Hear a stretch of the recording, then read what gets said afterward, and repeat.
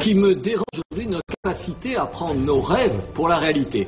Prenez le mondial de football qui débute aujourd'hui. À en croire certains, la nation arc-en-ciel, Nelson Mandela, serait la réalité même du pays. Alors que l'Afrique du Sud est une société divisée, d'une rare violence, dirigée par une élite noire largement corrompue. Et que le mondial lui-même, pourrait bien s'avérer un désastre économique. Mais dire tout cela n'est pas politiquement correct. Bernard Lugan, merci d'être avec nous. Vous êtes historien spécialiste de l'Afrique du Sud. Alors j'ai lu votre livre, Histoire de l'Afrique du Sud, un gros pavé. Écoutez, j'en suis sorti abasourdi. Je résume un petit peu. L'apartheid, c'était terrible. Mais alors aujourd'hui, c'est encore pire. Réellement, c'est pire que sous l'apartheid? Écoutez, vous avez tout dit. Dans votre présentation, vous avez dit tout ce que j'avais à dire. Effectivement, l'Afrique du Sud est un pays qui, à l'heure actuelle, est en phase de perdition. Le mondial est une sorte d'entracte qui va, pendant 4 ou 5 semaines, mettre une sorte d'éteignoir sur des fissures profondes. Et l'Afrique du Sud va très mal. Elle va très mal au point de vue racial, car il y a opposition entre les Noirs et les Blancs et les Métis. Il y a une opposition ethnique entre les Zoulous, les Xhosa et les Soto. Il y a une opposition sociale entre les nantis noirs, qui constituent une toute petite minorité, et la masse qui crève de faim, qui est au chômage.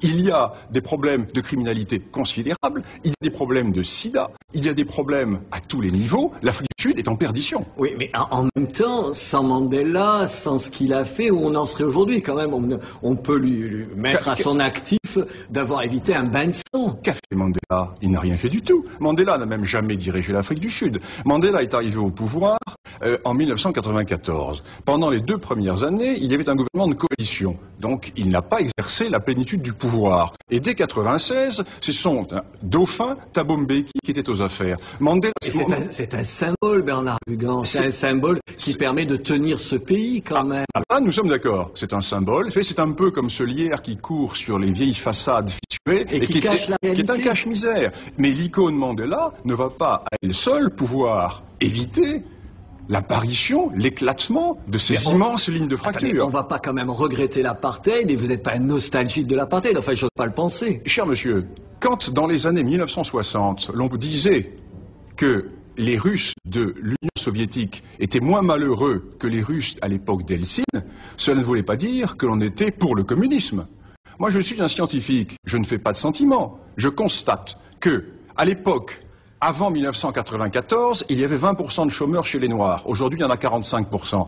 Avant 1994, l'électricité fonctionnait. Avant 1994, la police gardait... Oui, sauf que les Noirs n'étaient pas des citoyens dans ce pays-là. Ils n'existaient pas politiquement. Mais ils étaient les citoyens dans les États noirs qui étaient indépendants. Vous n'allez pas faire un éloge ici des Bantoustans, quand même. Si.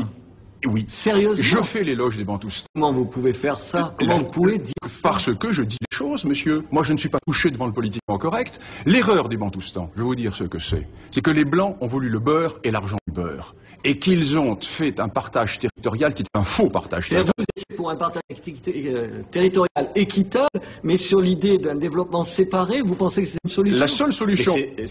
Mais c'est moralement insupportable. Ah bon? Comme idée. Moralement, au nom de quoi? De la loi universelle? Au nom de ce qu'on pense des gens qui se valent. Mais moi, monsieur, ce que pensent les gens m'importe peu. Moi, ce qui m'intéresse, c'est l'intérêt des Africains, l'intérêt de la nation Zoulou, l'intérêt de la nation Xhosa, l'intérêt de la nation Soto, l'intérêt de la nation afrikaner. Or, aujourd'hui, le projet mondialiste a fait que l'on a voulu faire un melting pot artificiel qui fait que l'Afrique du Sud est un pays en perdition. Si on avait suivi les Zoulous de l'Inkatha, si l'on avait suivi le chef Lucas Ngopé du Bophuthatswana, si l'on avait suivi le général Nkozo du Ciskei, et si l'on avait suivi le général Viljoen, on en serait aujourd'hui à une Afrique du Sud fédérale ou confédérale. Avec les Noirs d'un côté, les Métis de l'autre, les Afrikaners de l'autre. Les bonnes frontières font les bons voisins, avec un développement qui se faisait autour des bases ethno-régionales et non pas autour de la mystique marxiste imposée par l'ANC. Après, je comprends qu'on dise que vous sentez le souffle, qu'on vous accuse d'être d'extrême droite. C'est des propos que les gens ne veulent pas entendre. Parce que nous vivons dans un monde castré. Moi, je parle viril, monsieur. Et si j'étais ce que vous dites, je ne serais pas expert pour l'ONU, car je suis expert pour l'ONU, pour le tribunal pénal international. Je suis conférencier pour le Council of Foreign Relations. Je suis consultant pour les plus grandes sociétés en Afrique. Mes livres se vendent à des milliers d'exemplaires. Personne ne conteste ça. Donc, monsieur, vous me reprochez un délit d'opinion. Je pensais que le délit d'opinion n'était pas connu dans la loi française.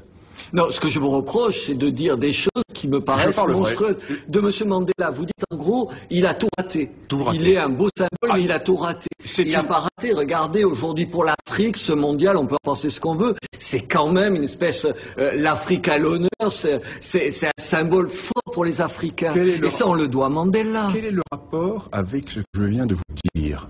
Je vous ai dit que Mandela... Vous dressez un portrait noir, complètement, totalement noir de l'Afrique du Sud sur ces 20 dernières années. Noir, et qui va être encore plus noir. Car, au lendemain de la Coupe du Monde de football, l'Afrique du Sud va sortir endettée, incapable de gérer 4 de ses stades.